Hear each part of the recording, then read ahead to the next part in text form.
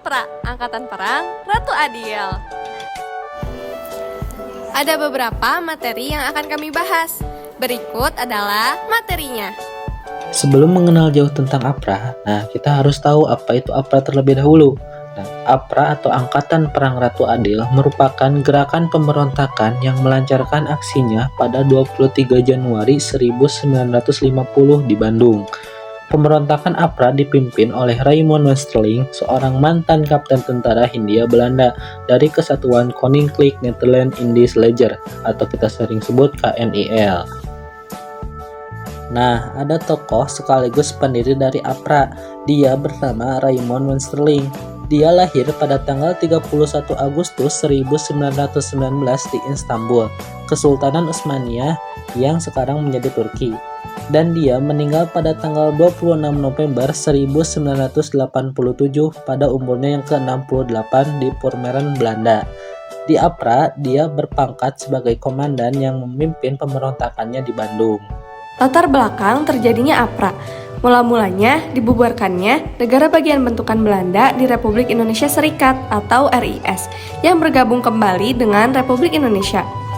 APRA tidak menyetujui adanya rencana pembubaran Republik Indonesia Serikat atau RIS melalui konferensi meja bundar di Den Haag tahun 1949. Kemudian, seperti diketahui dari hasil konferensi meja bundar, termasuk diantaranya memutuskan bahwa kerajaan Belanda akan menarik pasukan KL Koninklijke dari Indonesia. Sementara tentara KNIL akan dibubarkan dan akan dimasukkan ke dalam kesatuan-kesatuan TNI. Dari hasil tersebut, akhirnya APRA dan Westerling mencoba melakukan kudeta pada tahun 1950. Kronologi pemberontakan APRA.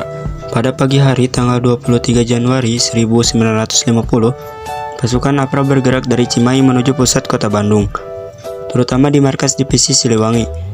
Sepanjang jalan menuju markas divisi Siliwangi, APRA menembaki pasukan tentara divisi Siliwangi yang tak terlihat bersenjata. Pertempuran tak seimbang karena APRA memiliki jumlah 800 pasukan dan divisi Siliwangi hanya 100 pasukan tersisa. Korban dari konflik ini adalah Letkol Adolf Lembong yang meninggal hingga APRA akhirnya menguasai markas divisi Siliwangi.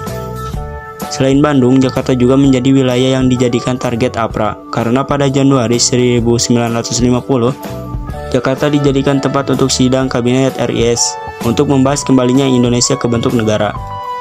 Kesempatan besar APRA adalah Bandung, belum sepenuhnya dikuasai divisi Siliwangi serta militer Belanda yang kuat di Bandung.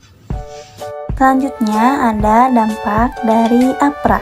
Yang pertama, terganggunya pembentukan RIS sebagai hasil KMB. Kekacauan yang disebabkan oleh APRA membuat proses politik menjadi tidak stabil, menghambat upaya untuk membentuk pemerintahan yang lebih terstruktur pasca KMB. Yang kedua, ada rencana melumpuhkan pemerintahan RI. Ancaman ini muncul dikarenakan kekhawatiran kalangan pro-Belanda di Indonesia kehilangan berbagai keistimewaannya jika pengaruh Belanda benar-benar hilang di Indonesia. Yang selanjutnya, serangan pada beberapa kota di Jawa Barat.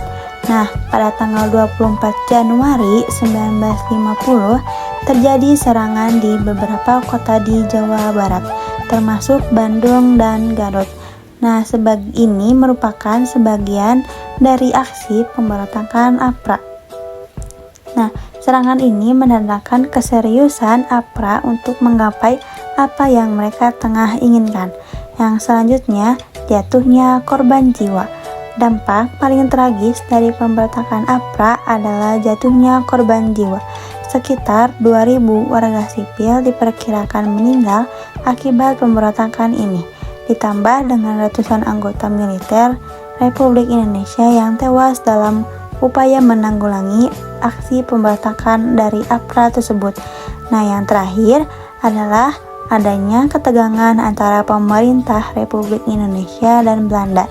Pemerintah Indonesia menduga adanya keterlibatan Belanda dalam pemberontakan APRA. Ini menimbulkan ketegangan antara pemerintah Republik Indonesia dan Belanda. Dugaan ini menyulitkan hubungan diplomatik antara kedua negara dan menambah kerumitan politik di tingkat internasional. Dampak pemberontakan APRA pada tahun 1950 secara nyata membawa konsekuensi serius bagi kondisi politik Indonesia. Kekacauan yang dihasilkan dari aksi ini tidak hanya merugikan secara internal, tetapi juga menciptakan ketidakpastian dalam hubungan antar bangsa. Upaya penumpasan APRA. Pemberontakan yang semakin parah memaksa pemerintah pusat melakukan segala cara untuk mengatasinya. Yang pertama, operasi militer. Pemerintah melancarkan operasi militer pada tanggal 24 Januari 1950 dengan mengirimkan para bantuan APRIS yang ada di Jawa Tengah dan di Jawa Timur ke Bandung. Pasukan APRA yang terdesak karena kalah jumlah akhirnya berhasil ditumpas oleh APRIS. Sebelum itu, APRIS adalah Angkatan Porangris yang merupakan gabungan TNI dan KNIL. Yang kedua yaitu dengan mengadakan perundingan. Pemerintah juga mengupayakan perundingan untuk mengatasi pemberontakan APRA. Perundingan tersebut dihadiri oleh Muhammad Hatta sebagai Perdana Menteri RIS kala itu, dengan Komisaris Tinggi Belanda H.M. Rysvert. Hasil dari perundingan tersebut adalah Komandan Tinggi Belanda di Bandung yaitu Mayor Jenderal Engels mendesak pasukan Westerling untuk segera meninggalkan kota Bandung. Yang ketiga yaitu penangkapan tokoh APRA. Penumpasan APRA selanjutnya adalah yaitu dengan memburu tokoh pemberontakan APRA, yakni Westerling dan Sultan Hamid II. Sultan Hamid II berhasil ditangkap tanggal 5 April 1950, namun Westerling berhasil melarikan diri ke Singapura.